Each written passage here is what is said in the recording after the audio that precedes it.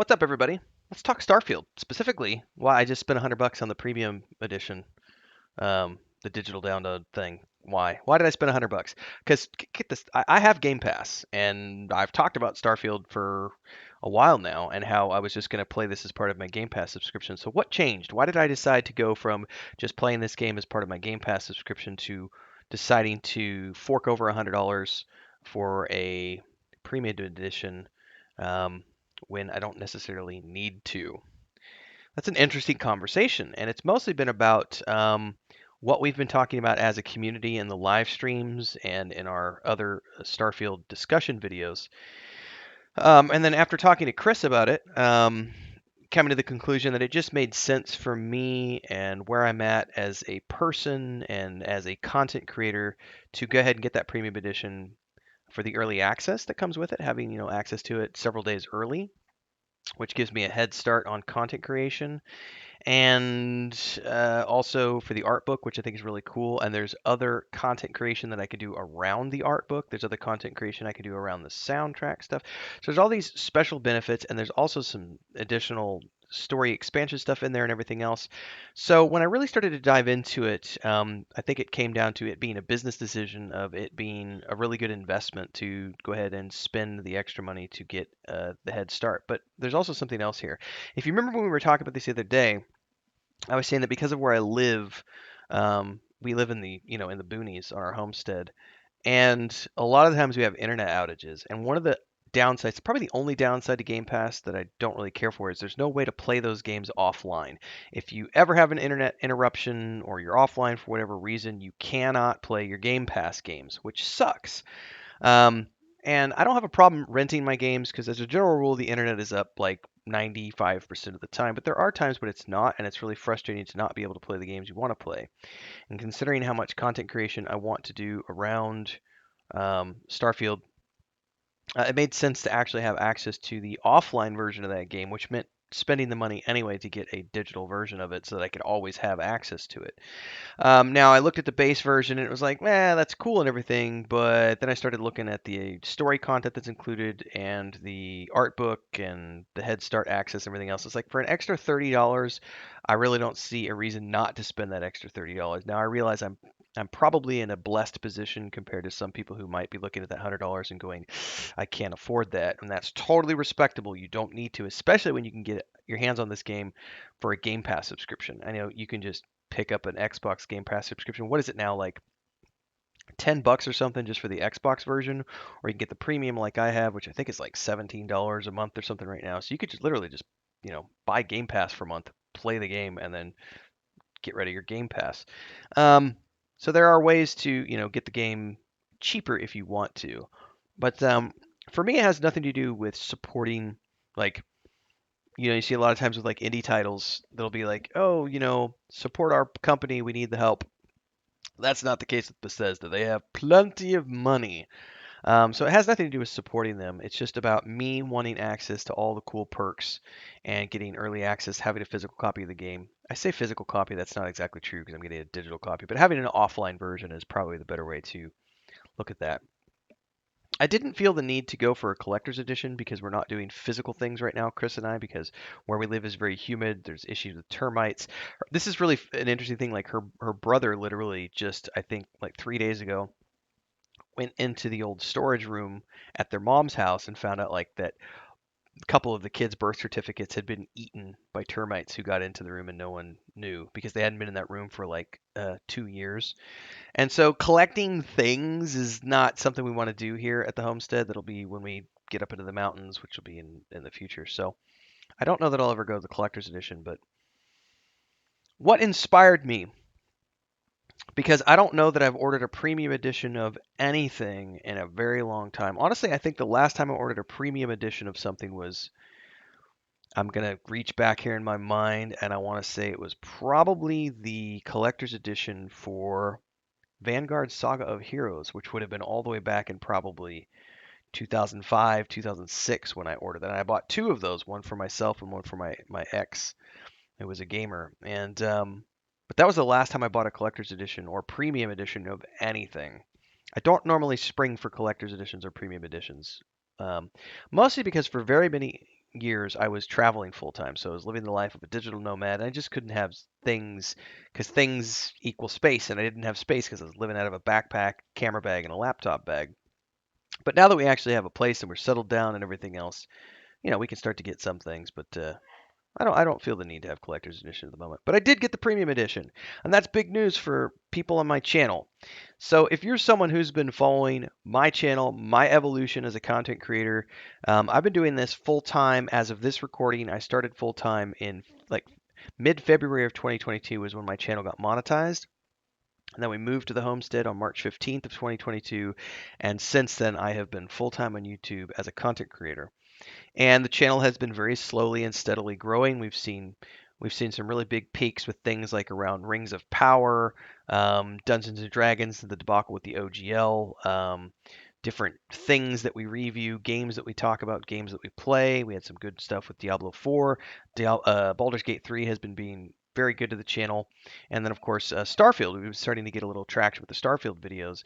And I'm not on the anti-Bethesda bandwagon that a lot of people are. Matter of fact, it was the funniest thing. I've thought about doing a video, and I haven't done this video yet, but one of the videos I'm thinking about doing is talking about how the easiest way to clear your channel of trolls is to make a video about Star Wars, Star Trek, Bethesda, whatever the case may be, and watch the trolls come out of the woodwork. And all you got to do is click that button that says hide user from channel. It's a brilliant button because they can keep ranting and you don't have to see it because they'll just keep talking into the void. But the best part about that is the commentary and everything else, all those views and everything else still contribute to the content, which means I still get paid.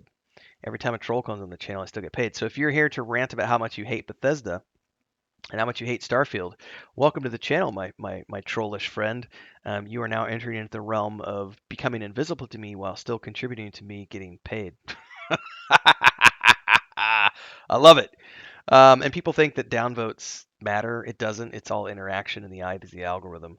Um, so I think for me, looking at Bethesda as a company, I have nothing against them. I have enjoyed all of the games that I've played for them ever since. I think the first game I ever played from Bethesda was Morrowind, which would have been 20 plus years ago. I can't tell you exactly when it was, but I remember Morrowind was the first game I ever played from Bethesda.